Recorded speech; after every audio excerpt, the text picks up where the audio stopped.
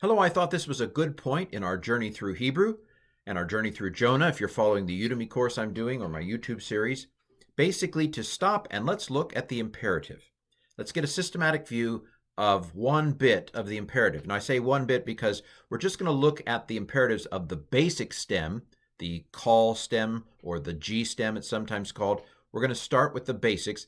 And even there are some variations with weak verbs and things like that. And of course, the other stems sometimes have some variations, particularly the hiphil stem. So we're going to start with an overview of the simple, and we'll learn the variations as we go along. All right, and now the Hebrew imperatives or commands, right? An imperative is a command. We want you to pick up your clothes. That's a command.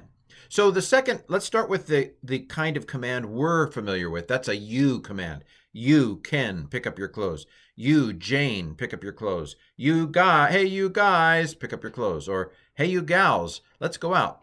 No, I'm sorry. That would be a third person. Hey, gals, you need to go wherever. So these are second person you commands.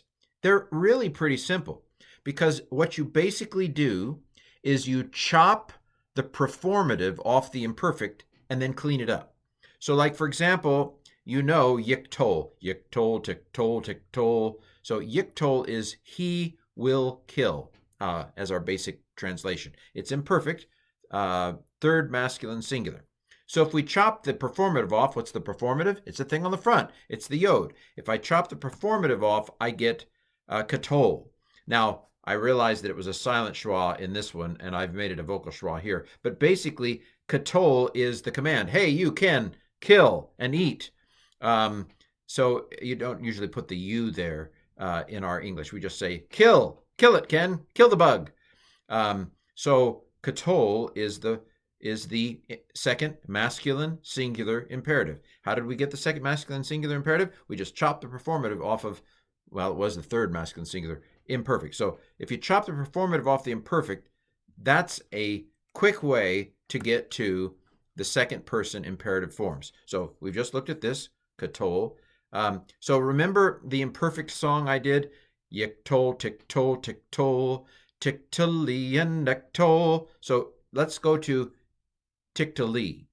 If we chop the t off the front of tiktali, we get katali. And then, now, it would have been two shavas in the imperfect, but I'm going to just take that tick of the imperfect and pull that hirik over. And so if I basically, it would have been katali, tiktali, in the second feminine singular imperfect. And so if I chop the performative off and move the hirik over, I've got kitli is you, Jane. You, Jane. Hey, you, Jane. Jane, pick up your clothes. Second feminine singular imperative. What about the second part of my imperfect song? Yiktalu, tiktolna. So if I take the yiktalu and I chop the y off, move the hirik over again, I get yitlu. And that's, hey, you guys, kill some stuff. Second masculine plural imperative. And then tiktolna, the second feminine plural, if I chop the tav off the front and move the hirik over, I get kitolna is you gals go out to dinner. So these, again, how do I form the second person imperative?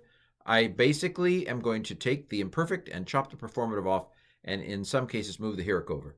And I've got the imperatives. Kill, y'all kill, y'all kill. Y'all is not technically correct, but it gets you the sense that the you is plural in that case. All right, now I'd love to stop the video here, but there's more. So Hebrew not only has second person commands, but it also has first person commands and third person commands. Now, they're maybe a little softer than commands. Sometimes they're more like indirect commands. So the third person imperative forms are called the jussive. You can also have a second person jussive as well, but that's less frequent. Basically, this is the, and I'm going to say this is not always true, but it'll get you 90% of the way there. 90% of the time, the jussive is the same as the imperfect in form. And it means something like let him do it, or may he do it, or let her do it, may she do it, let them take out the trash, may they take out the trash. Anyway, it's more of an indirect, softer, please, Lord, I entreat thee, take out my enemy. No, that's not a good prayer. Okay, so a third person command is called adjussive, and it is basically the imperfect tense used in a different way. Now, a lot of times you just can't tell the difference. There are some ways you can sometimes. I'm just making up 10%. There are a few cases where you can tell, oh, this is adjussive for sure. I'll tell you one of them. In Genesis 1:3, and God said, let there be light, and there was light. Let there be light is yehi or. That's definitely adjussive. Anyway, I'll try to find a place before this course is over to show you where that happens. But anyway, the adjussive is usually going to look just like the imperfect, and it's going to have a sense of let him do it, or let her do it, or let them do it if it's plural. So it's either third masculine singular, third feminine singular, third common plural. It can be used in the second person, which is basically an imperfect tense that's being used like adjussive. It uses all for negation instead of lo. I think we've seen this in Jonah already. Not with adjussive, but hold that thought. So all is used instead of lo for negation. And that's another telltale sign. I know this imperfect looking verb is actually an adjussive because it has all negating it. Do not let him do it. Do not let her do it. It has all instead of lo. And that's another telltale sign that you're looking at something that's a command rather than a statement. It is often accompanied by na, na, na, na. We've seen one of these on the next slide. We haven't seen one of these. I don't think we've seen adjussive yet in Jonah, but we have seen the next slide, which also uses all and also uses na. But anyway, the adjussive can use na. Let him take out the trash, na. It's used with commands sometimes to a hint that this is a command. Let me go, nah. That would be a way of another hint that you're looking at a command rather than a statement. Again, the all is a giveaway and the na is a giveaway. So adjussive is a third person command, can also be second person. It's basically the imperfect. It looks like the imperfect, but the context tells you that it's a command. Okay, the last thing I want to talk about is adjussive continued.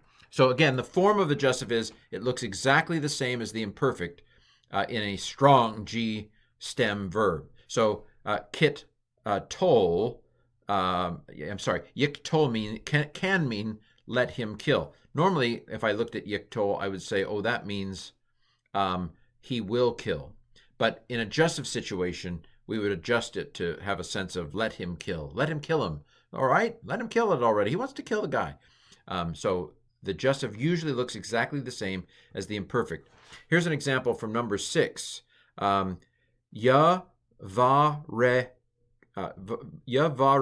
ka, Yahweh. Let the Lord bless you. May the Lord bless you. Know this, the Aaronic blessing, the priestly blessing. The Lord bless you and keep you. This looks just like the Lord will bless you. But in context, it's adjussive. Let the Lord bless you. Okay, so that's the adjussive, third person commands. The final slide here is the cohortative. And we have seen one of these already. A cohortative is a first person command. Let me go, or let us go, singular or plural. A cohortative, here's an example that we saw in Jonah 2:9. A shale ma, let me repay. So the ashalam part is I will repay. It's an imperfect. But if you put a kamatz hey on the end, that's another hint. It's called a volative hey. It's another hint that you're looking at a command rather than a statement, that this is a cohortative rather than a imperfect. Again, it uses all to negate it rather than lo, and it is often accompanied by na. Let me go, na. So we've seen several commands in this video. We've seen second person commands, which basically are like imperfects with the performative chopped off. We've seen third person commands like the adjussive, which is basically the imperfect, and you know from context that it's being used as an indirect command. And then the cohortative, which is a first-person command, which looks like a first-person imperfect, but can also have a kamatz hey at the end to hint that this is a command. And there you have it, an overview of imperatives in Hebrew.